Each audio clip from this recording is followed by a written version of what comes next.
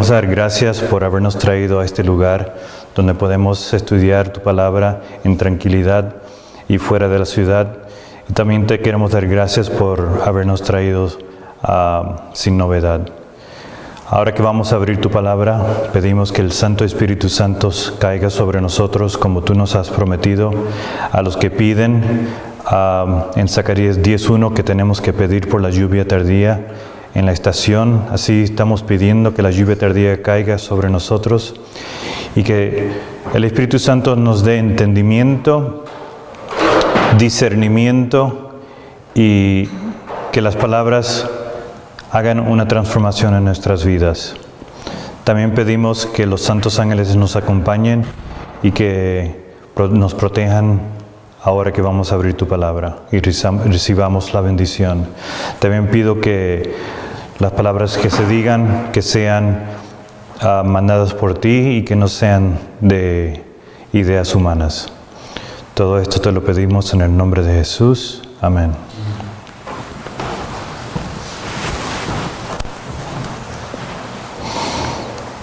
Vamos a comenzar en el libro de Apocalipsis y vamos a ir a Apocalipsis versículo 1.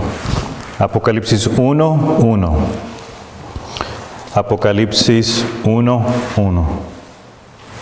Hemos estado estudiando aquí esta semana y estamos tratando de regresar a las sendas antiguas.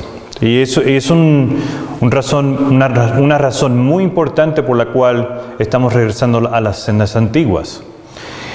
Y este entendimiento para entender por qué Dios nos quiere regresar a las sendas antiguas, las encontramos en Apocalipsis capítulo 1, comenzando en el versículo 1. Y dice así: la revelación de Jesucristo que Dios le dio para manifestar a sus siervos las cosas que deben acontecer pronto, y la declaró enviándola por su ángel a Juan, su siervo. Así que esta es la revelación ¿de quién? De Jesucristo. Y cuando Jesucristo se está revelando, Él va a dar luz, ¿correcto? Si nosotros vamos a Amós 3:8, aguantemos el dedo ahí un momentito y vamos a Amós 3:8, podemos ver Amós 3:8, 3:7, vamos a comenzar en el versículo 7. Y dice así: he aquí los levantaré yo del lugar donde los vendisteis y volveré, Amós 3:8. 3, 7 y 8.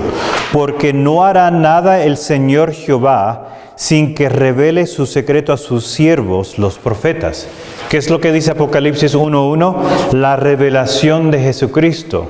La revelación de Jesucristo, Amós 3:7, porque no hará nada el Señor Jehová sin que revele su secreto a sus siervos, los profetas. Rugiendo el león, ¿quién no temerá? Hablando Jehová el Señor, ¿quién no profetizará? ¿Okay?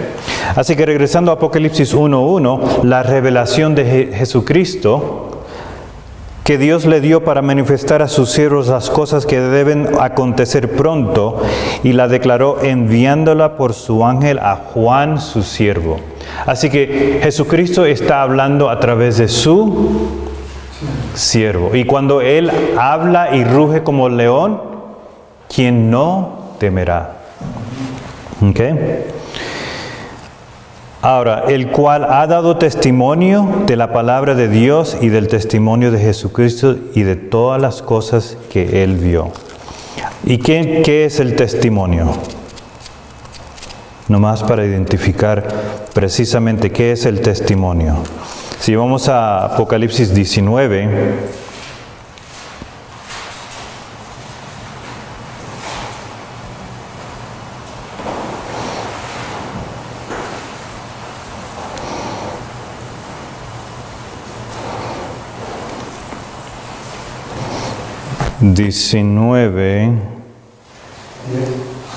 es 19:10.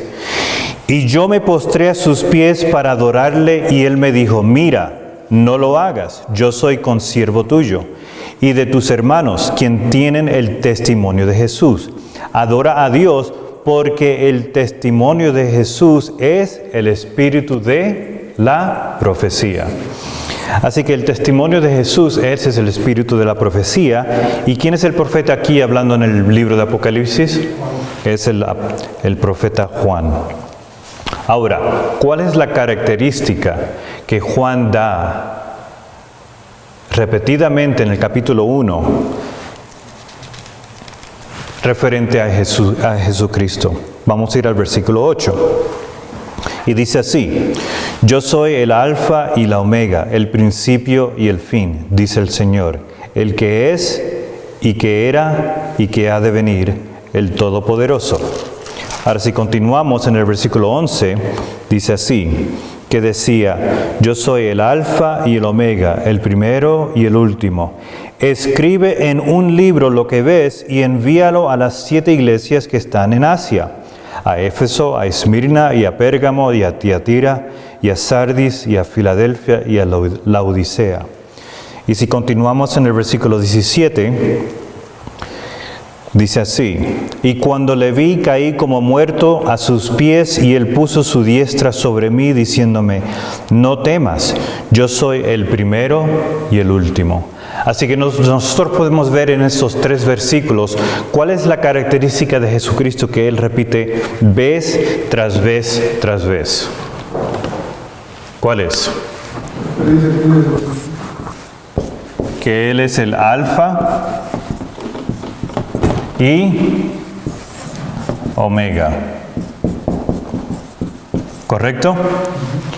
Que Él es el primero y el último. Y vamos a sugerir que esta es la clave que Jesús está dando a sus siervos para entender el mensaje que Él tiene para nosotros hoy en día.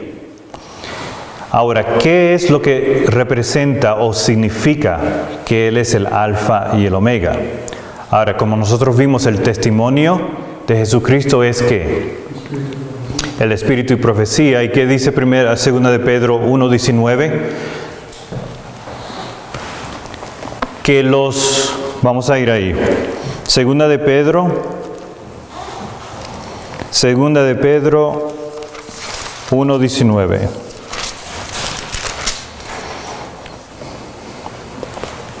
Segunda de Pedro 1:19. Y dice así: tenemos además la palabra profética más segura, a la cual hacéis bien de estar atentos, como una lámpara que alumbra en lugar oscuro hasta que el día esclarezca y la estrella de la mañana salga en vuestros corazones.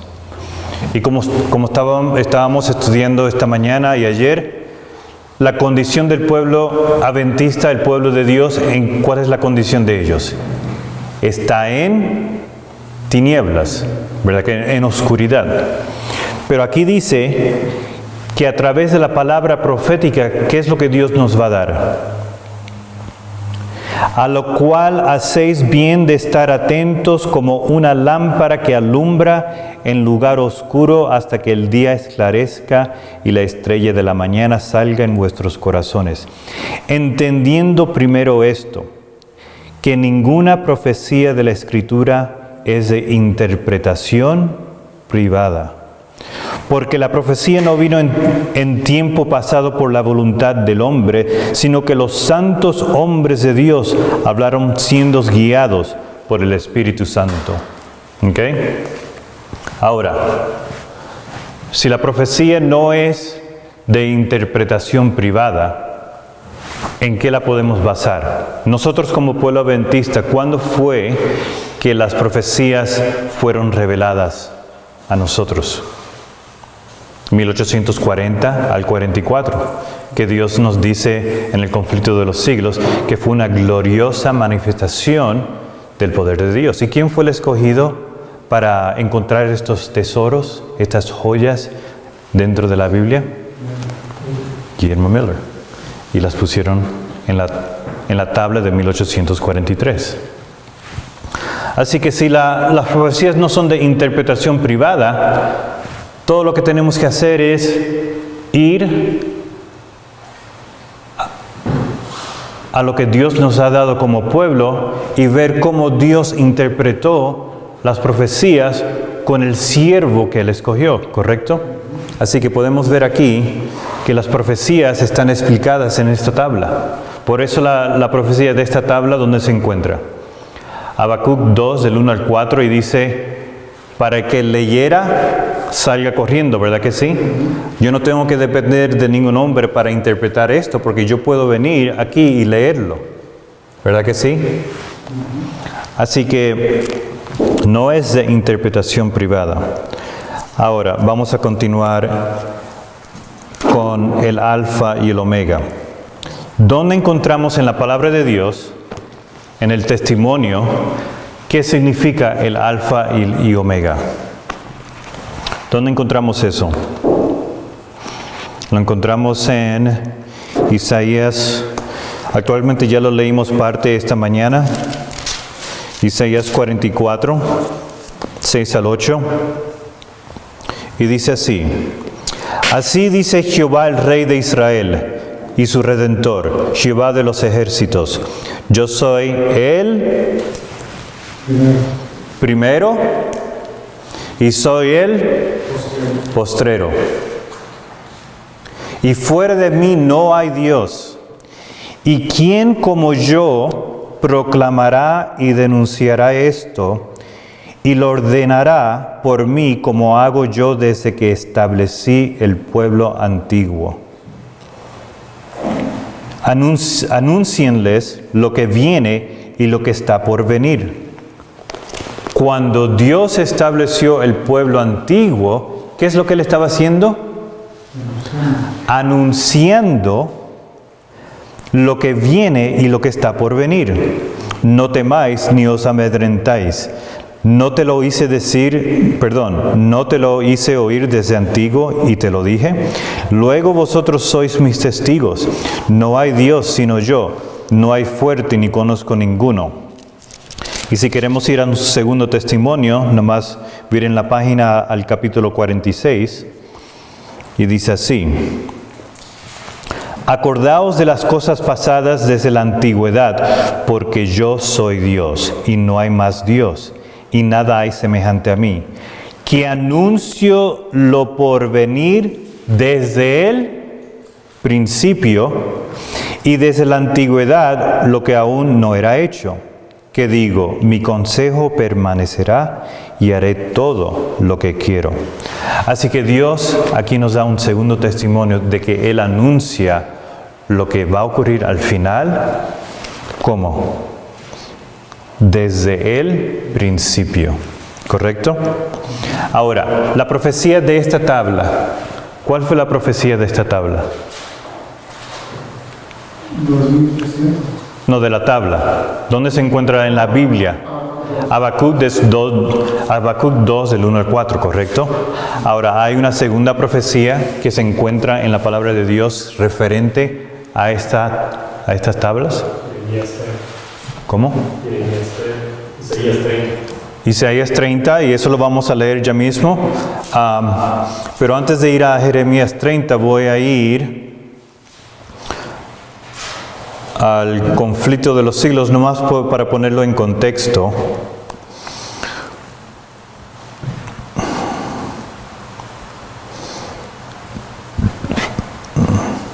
Noten lo que dice la profeta en el conflicto de los siglos, capítulo 23, página 390. Conflicto de los siglos,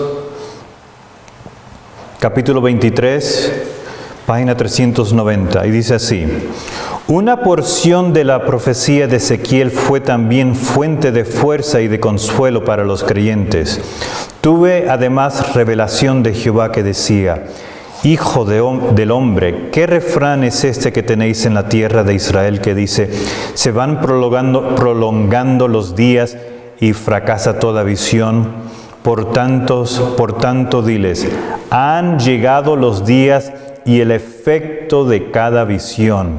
Hablaré y la cosa que dijere se efectuará, no se dilatará más. los de la casa de Israel están diciendo la visión que este ve es para de aquí a muchos días. Respecto de tiempos lejanos profetiza él. Por tanto, diles, así dice Jehová el Señor, no se dilatará más ninguna de mis palabras. Lo que yo dijere se cumplirá. Eso se encuentra en Ezequiel 12, del 21 al 25, 27 y 28. Ahora, noten lo que dice la Biblia ahí. El efecto de las profecías. ¿Correcto? El efecto. Así que estas profecías se van a repetir por tiempo al final del mundo. No, porque ¿desde cuándo ya no hay más tiempo? Desde el 1844 ya no hay más tiempo. El ángel que levanta sus manos al cielo, que es Cristo, jura que ya no hay más tiempo. Y la hermana White nos aconseja de que ya no hay más profecías de tiempo. Y es algo muy peligroso porque hay muchos dentro de la iglesia que están poniendo las profecías en el futuro día por día o de otras maneras. Así que es importante entender que las profecías no se repiten por tiempo, pero dice Ezequiel 12, 21 al 25, que el efecto de las profecías van a cumplirse.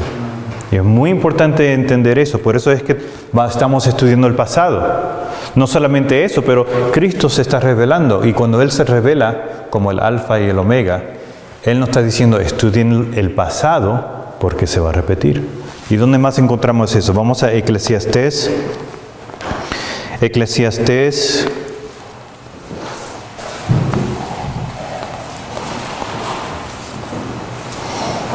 Eclesiastés capítulo 1, versículo 9. Es Eclesiastés 1:9. Y dice así: lo que fue es lo que será, y lo que ha sido hecho, eso lo mismo que es, se hará. Y nada hay nuevo debajo del sol. ¿Hay algo de que se pueda decir, he aquí esto es nuevo? Ya fue en los siglos que nos han precedido. Y si continuamos en el capítulo 3, para un segundo testimonio, dice así. Eclesiastés 3, versículo 15. Y dice así: aquello que fue ya es, y lo que ha de ser fue ya, y Dios demanda lo que pasó. Así que aquí tenemos testimonio tras testimonio de lo que fue en el pasado se va a repetir. Lo que haya pasado va a ser. Por eso es que estamos tratando de enfocar que nosotros tenemos que regresar a las sendas antiguas. Tenemos que volver a nuestras fundaciones para entender lo que va a ocurrir en el final. ¿Y qué pasa si yo decido rechazar este entendimiento, esta revelación? ¿A quién yo estoy rechazando? A Cristo mismo. Porque Cristo es el Dios que declara el final con el comienzo. ¿Ok? Entonces vamos a continuar. Ahora, vamos a ver. Cuando Dios estaba fundando a la iglesia adventista, vamos a ver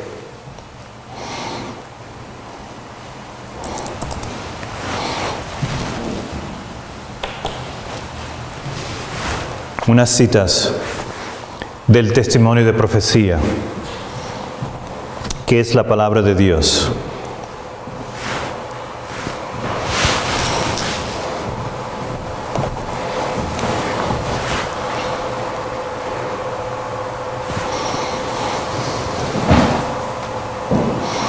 Mientras que se calienta la máquina, vamos a ir a Isaías 30, nomás para buscar otro testimonio. Isaías 30.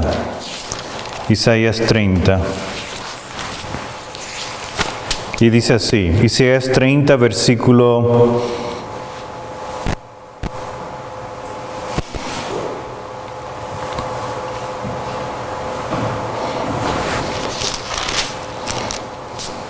versículo 8. Y vamos a repasar este versículo más después, pero nomás para que lo anoten. Y dice así, Isaías 30, versículo 8, y dice así: Ve pues ahora y escribe esta visión en una tabla delante de ellos, y anótala en un libro para que quede hasta el día postrero, para siempre por todos los siglos. ¿Cuál es la orden de Dios? Ve pues ahora y escribe esta visión en una tabla delante de ellos. ¿Y quiénes son ellos? El pueblo de Dios. ¿Cuál es la orden entonces? En una tabla. Así que aquí está la visión en la tabla. Y ponla delante del pueblo de Dios. ¿Para qué propósito? Versículo 9. Que este pueblo es rebelde, hijos mentirosos, hijos que no quisieron oír la ley de Jehová, que dicen a los videntes: no veáis, y a los profetas: no nos profeticéis lo recto, decidnos cosas halagüeñas, profetizad mentiras. Dejad el camino, apartaos de la senda, quitad de nuestra presencia al Santo de Israel. Cuando nosotros dejamos de caminar en las sendas antiguas, ¿a quién estamos quitando del frente de nosotros? Al Santo de Israel. ¿Qué es lo que el hermano White dice sobre este mensaje que vino entre 1840 al 44? Que es como la roca de la eternidad.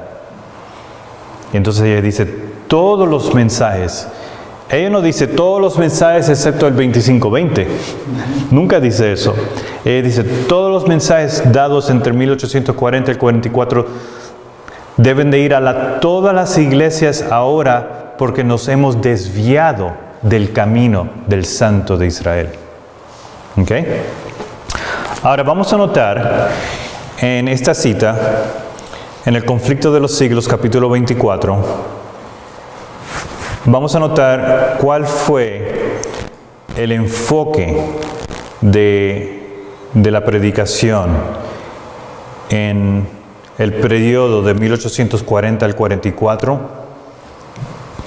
Y dice así: el pasaje bíblico que más que ninguno había sido el fundamento y el pilar central de la fe adventista era la declaración: hasta 2300 tardes y mañanas, entonces será purificado el santuario.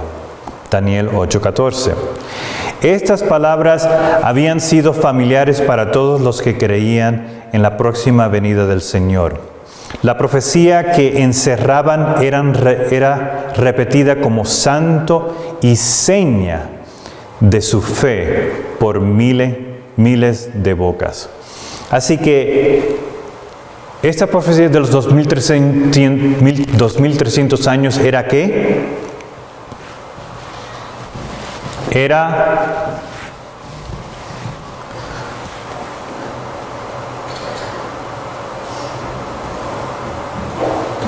Era santa y era ¿una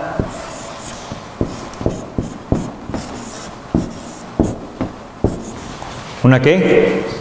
Una seña de su fe por miles de bocas. ¿Ok? Ahora, vamos a continuar.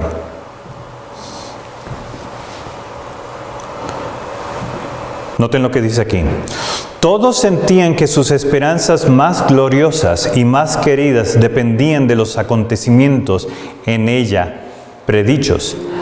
Había quedado demostrado que aquellos días proféticos terminaban en el otoño del año 1844.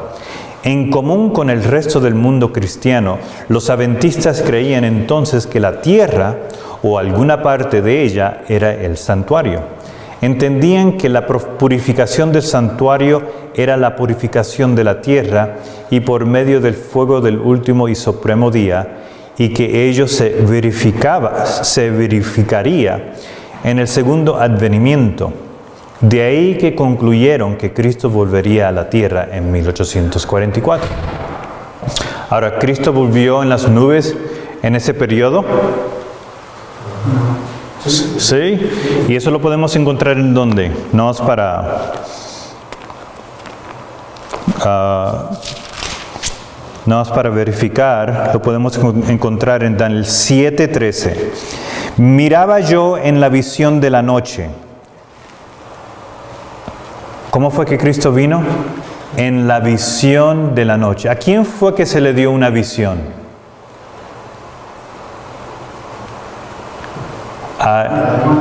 ¿Cómo? A Hiram Edson. A Hiram Edson. Miraba yo en la visión de la noche, y he aquí que en las nubes del cielo, uno como el Hijo del Hombre que venía y llegó hasta el anciano de días, y le hicieron llegar delante de él. Porque ellos no habían entendido ¿qué? El santuario, ¿correcto? Entonces, a Hiram Edson se le dio el entendimiento en una visión que Jesús había venido en las nubes, pero no a la tierra, sino que al lugar santísimo para comenzar el juicio investigador. ¿Correcto? Ok, vamos a continuar. Entendían que la purificación del santuario era la purificación de la tierra y por medio del fuego del último y supremo día, y que ello se verificaría en el segundo advenimiento. De ahí que concluyeran que Cristo volvería a la tierra en 1844. Así dijo Jehová, paraos en el... Ahora, pero nosotros al final del mundo, nosotros entendemos el santuario y el pasado. Deberíamos, pero ¿lo entendemos? Esta profecía, que la primera profecía que se encuentra acá arriba, ¿de qué se trata?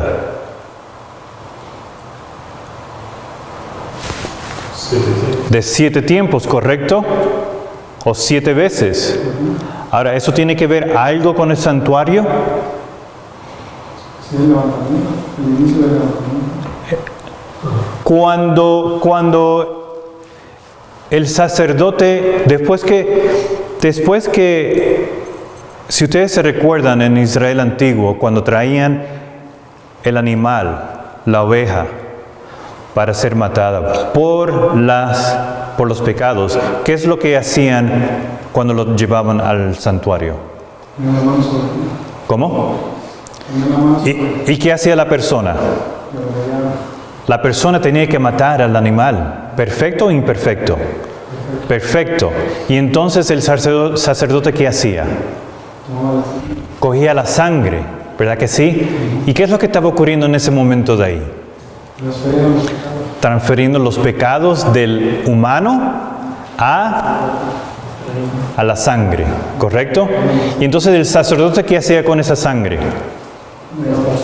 La llevaba, y entonces cuando llegaba al santuario ¿qué hacía con la sangre? La esparcía ¿cuántas veces? 7 veces, ¿correcto? 7 veces. Ahora, ¿por qué 7 veces?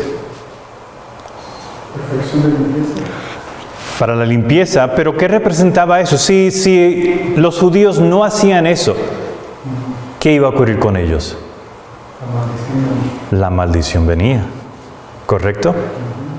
El propósito del sacrificio es para que el pueblo de Dios no recibiera la maldición, ¿correcto? Entonces, y eso era un tipo, ¿y cuál era el antitipo?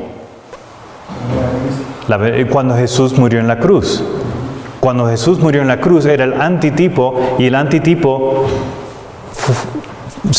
fue una repetición de eso, ¿correcto? Porque cuando Jesús murió en la cruz, ¿cuántas veces fue herido? 7 veces. ¿Y cuántas veces fue juzgado? 7 veces, ¿correcto? Y Él vino a confirmar el pacto con muchos ¿por cuántos días? ¿O cuántas veces? Por 7 veces. O 2520 días. Así que, ¿esto tiene que ver con el santuario? Vamos a estudiar después que vamos a encontrar este número por muchas partes del santuario, directamente de la Biblia. Así que, ¿qué es lo que nos dice Jehová? ¿Nos hemos olvidado de esto, sí o no? Sí, ahora, ¿qué es lo que dice, qué es lo que nos dice Jehová en Jeremías 16 y 16, 16 y 17? Dice así: Así dijo Jehová, paraos en los caminos y mirad, y preguntad por las sendas antiguas, cuál sea el buen camino, y andad por él, y hallaréis descanso para vuestra alma. Mas dijeron, no andaremos. Pues puse también sobre vosotros atalayas que dijesen, escuchad el sonido de la trompeta, y dijeron ellos, no escucharemos. Y perdonen por la letra ahí, era Jeremías 6:16 era el comienzo. Pero el punto es, Dios nos está tratando de llamar a las sendas antiguas, ¿correcto? ¿Para qué? Porque Él es el Dios que declara el final con el comienzo. Entonces, ¿qué es lo que ha ocurrido dentro del pueblo de Dios? Noten lo que dice Joel, capítulo 1, del 1 al 3. Palabra de Jehová que vino a Joel, hijo de Petuel, oíd esto, ancianos, y escuchad todos los moradores de la tierra. ¿Ha acontecido esto en vuestros días o en los días de vuestros padres? De esto contaréis a vuestros hijos, y a vuestros hijos a sus hijos, y a sus hijos a la otra generación. ¿Qué es lo que está ocurriendo aquí?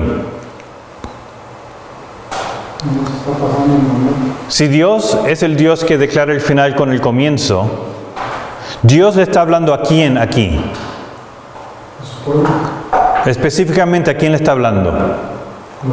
A los ancianos. ¿Correcto? Dice, oíd esto, ancianos. ¿Ok? Oíd. Así que primeramente le está hablando a los ancianos. ¿Ok? Y escuchad todos los moradores de la tierra. ¿Ha acontecido esto en vuestros días o en los días de vuestros padres? De esto contaréis a vuestros hijos. ¿Correcto? De esto contaréis a vuestros hijos, y a vuestros hijos a sus hijos. Así que a sus hijos. ¿Correcto? Entonces, ¿qué dice aquí? Y a sus hijos a la otra generación. Otra generación. ¿Cuántas generaciones? 4 generaciones. ¿Y dónde fue que Dios estableció esto? Desde el principio, ¿verdad que sí? Si nosotros vamos a Éxodo 20, ¿qué es lo que dice aquí?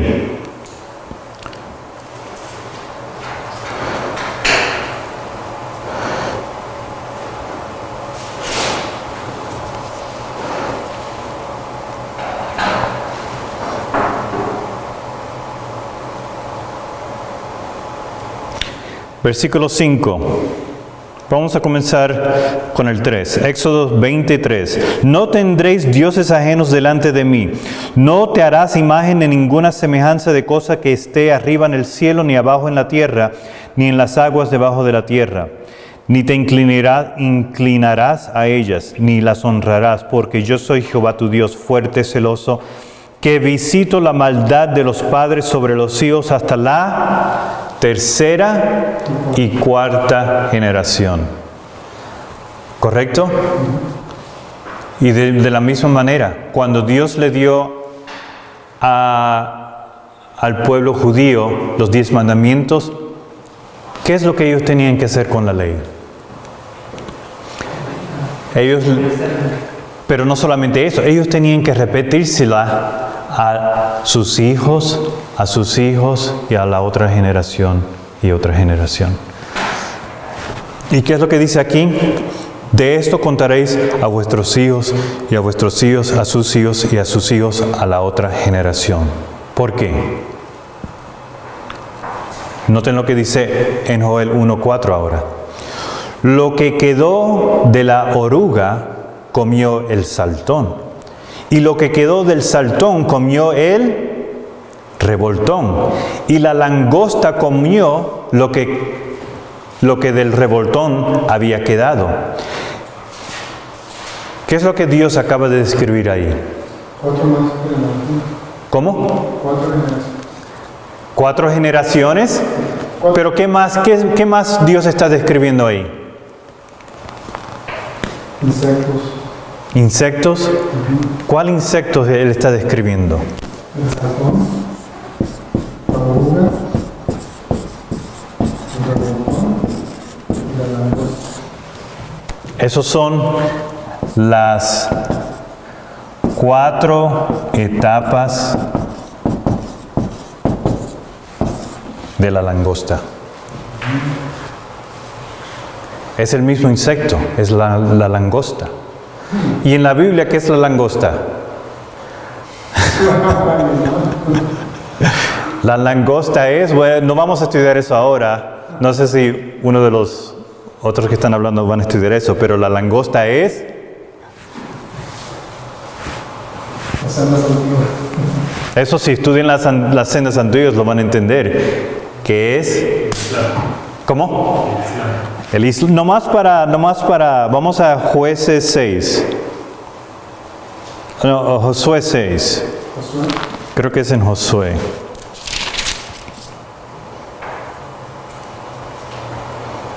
No, en Jueces. Jueces 6.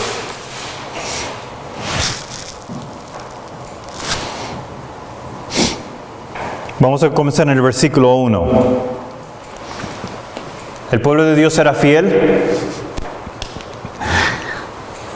¿Era fiel el pueblo de Dios? Noten lo que dice aquí. Jueces 6, versículo 1. Y los hijos de Israel hicieron lo malo ante los ojos de Jehová, y Jehová los entregó en las manos de Madián por ¿cuántos años? Por 2520 días. Y la mano de Madián prevaleció contra Israel y los hijos de Israel por causa de los madianitas. Se hicieron cuevas en los montes y cavernas y lugares fortificados. Pues sucedía que cuando Israel había sembrado, subían los madianitas y los amalecitas, y aún los hijos de los orientales subían contra ellos. Y acampando contra ellos destruían los frutos de la tierra hasta llegar a Gaza, y no dejaban que comer en Israel ni ovejas, ni bueyes, ni asnos. Porque subían ellos y sus ganados y venían con sus tiendas en grande multitud como langostas. Los madianitas y los amalecitas eran como langostas. ¿Okay? Y si continúan estudiando sobre los hijos de Abraham, Abraham quería a Isaac, ¿verdad? ¿Y dónde mandó a sus demás hijos, incluyendo a Ismael, que es el padre de los musulmanes? Al oriente. ¿Okay? Así que podemos entender aquí que la langosta se refiere a los musulmanes, a Islam. Entonces lo que Dios está describiendo aquí es la langosta. Entonces, ¿qué es lo que dice en el siguiente versículo? Dice: despertad borrachos y llorad, gemid todos los que bebéis vino a causa del mosto, porque os es quitado de vuestra boca, porque pueblo fuerte e innumerable subió a mi tierra. Sus dientes son dientes de león y sus muelas, muelas de león. Tocad trompeta en Sión. Este es Joel 2, del 1 al 2. Tocad trompeta en Sión y dad alarma en mi santo monte. Tiemblen todos los moradores de la tierra, porque viene el día de Jehová, porque está cercano. Día de tinieblas y de oscuridad, día de nube y de sombra, como sombra los montes que se extiende el alba. Así vendrá un pueblo grande y fuerte, semejante a él no lo hubo jamás, ni después de él lo habrá, en años de muchas generaciones. Así que nosotros al final del mundo somos este pueblo que se ha dormido, que no entendemos nuestro pasado, no entendemos lo que Dios nos ha dado. ¿Y Dios está contento con nosotros?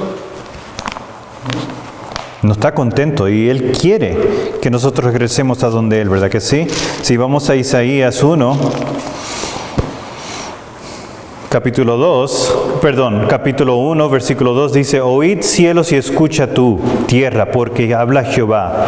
Crié hijos y los engrandecí, y ellos se rebelaron contra mí. El buey conoce su dueño y el asno el pesebre de su Señor, pero Israel no conoce, mi pueblo no tiene entendimiento. Si nosotros no tenemos entendimiento porque nos hemos alejado de lo que Dios puso como fundación. ¿Y cuál es el mensaje fundamental que los primeros adventistas estaban predicando al mundo? La profecía de los 2300 años.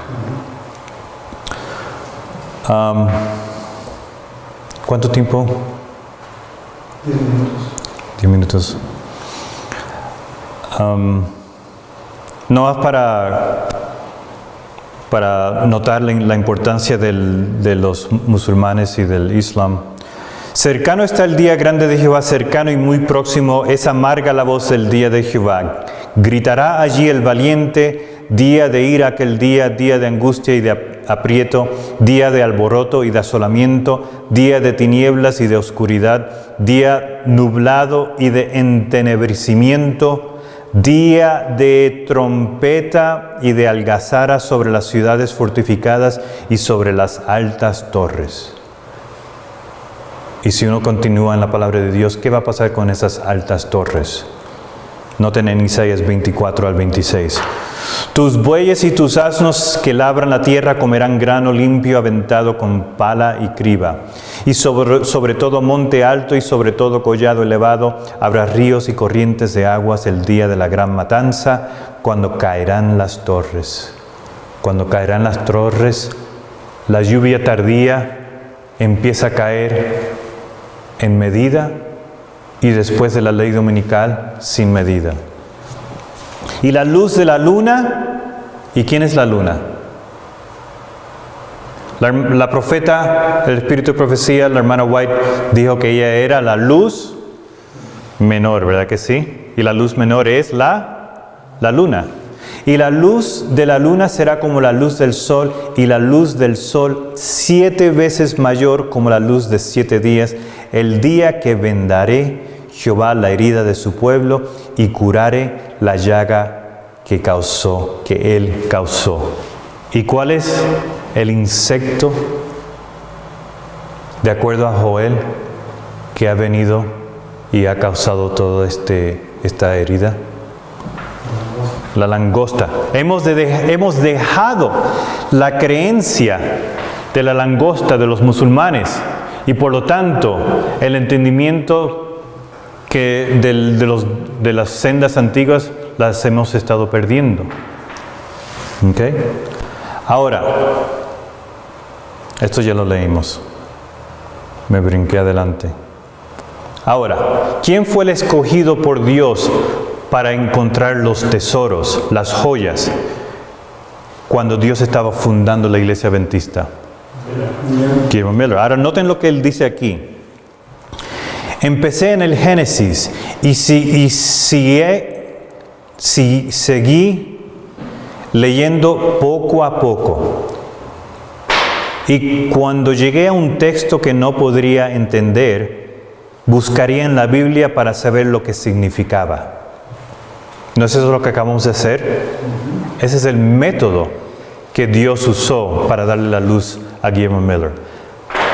Si uno encuentra una parte de la Biblia que no entiende, uno busca en la Biblia para entender el significado de lo que representa lo que uno no entiende. Uno no tiene que depender de los hombres. Eso se llama prueba de texto. Buscaría en la Biblia para saber lo que significaba. Después de haber repasado la Biblia de esta manera, oh, qué brillante y gloriosa aparecía la verdad. He encontrado lo que he estado predicando a ti. Yo estaba convencido de que de las 7 veces terminaría en 1843. Entonces llegué a los 2300 días. Así que, ¿qué vino primero? ¿El entendimiento de los 2300 días o las 7 veces? Guillermo Miller entendió las 7 veces primero y después él tuvo entendimiento de los 2300 días. Me llevaron a la misma conclusión. ¿Y cuál era la misma conclusión? La conclusión que él estaba encontrando en la Biblia es que el fin del mundo sería en 1843. Pero nosotros sabemos ahora que hubo un error y este error fue dado por Dios para probar al pueblo. ¿Correcto? Ok.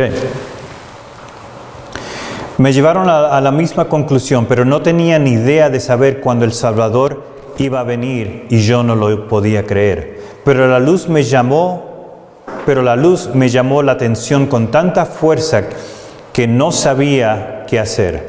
Ahora pensé, debo poner en los pulgares y pantalones, no voy a ir más rápido que la Biblia y no voy a caer detrás de ella. Lo que la Biblia enseña, voy a aferrarme a ella. Pero todavía había algunos textos que yo no podía entender. ¿Okay? Pero poco a poquito, a través de 1840 al 44, Dios fue revelándole las cosas, las joyas de la Biblia, poco a poquito. Ahora, nosotros, si nos damos cuenta, las 2 profecías que él encontró primero fue la profecía de los 2520 años y la profecía de los 2300 años. Y nosotros en este fin de semana vamos a estudiar esto con detalle y vamos a ver que en la actualidad la fundación de estas 2 profecías vienen del mismo capítulo de la Biblia. Levíticos 25 y Levíticos 26. ¿Ok? Pero ¿qué es lo que Guillermo Miller estaba haciendo en este periodo de 1840 al 44? De acuerdo a Apocalipsis 10, ¿qué es lo que él estaba haciendo? Él se estaba comiendo el librito, ¿correcto? El rollo. Vamos a ir a Ezequiel capítulo 2. Ezequiel capítulo 2.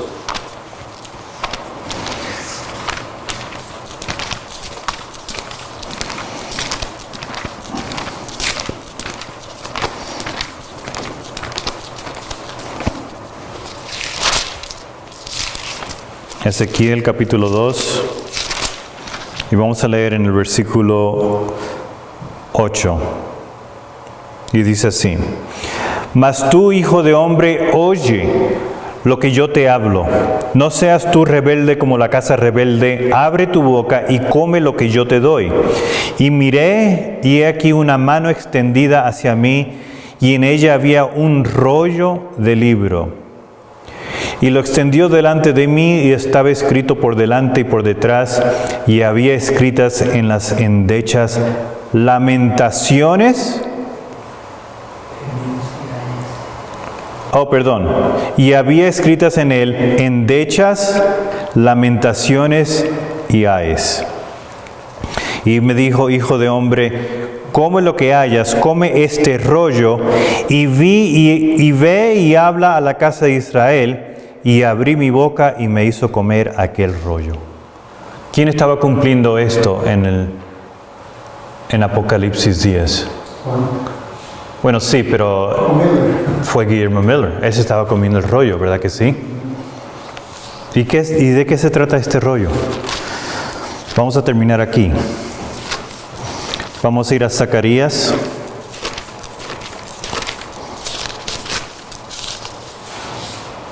Porque al final del mundo, el pueblo de Dios, como estábamos estudiando esta mañana, el pueblo de Dios está contento y feliz, está celebrando de que es el pueblo de Dios, preparándose para la segunda venida. Pero ¿qué se están olvidando? Se están olvidando las sendas antiguas. Se están olvidando del librito pequeño. Se están olvidando del del rollo. Y de acuerdo a Zacarías, ¿qué es el rollo? Y me volví y alcé mis ojos y miré, he aquí un rollo que volaba. Y me dijo, ¿qué ves? Y respondí, veo un rollo que vuela de 20 codos de largo y 10 codos de ancho. Y me dijo entonces, esta es la maldición que sale sobre la faz de toda la tierra, porque todo aquel que hurta será destruido, según lo escrito en un lado, y todo aquel que jura será destruido, según lo escrito en el otro lado.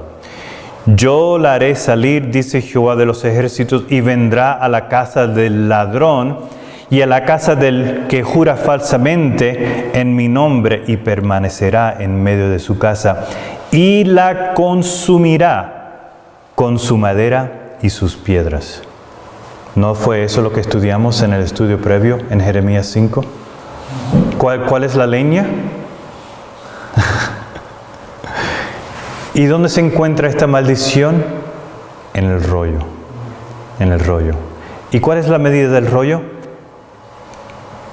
20 codos de largo y 10 codos de ancho. Y vamos a encontrar qué es el significado de eso en el próximo estudio.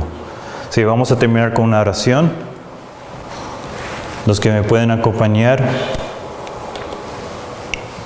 vamos a ponernos de rodillas.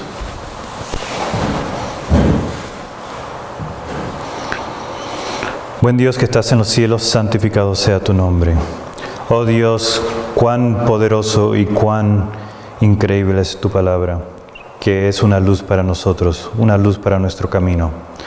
Y Dios, queremos pedirte y rogarte que encuentres en tu corazón para continuar dándonos luz y entendimiento para que seamos preparados para el día de tu venida. Que estas palabras muevan nuestros corazones y que nosotros podamos no solamente entender este mensaje, pero llevarlo a nuestros hermanos para que entiendan también. Todo esto te lo pedimos en el nombre de Jesús. Amén.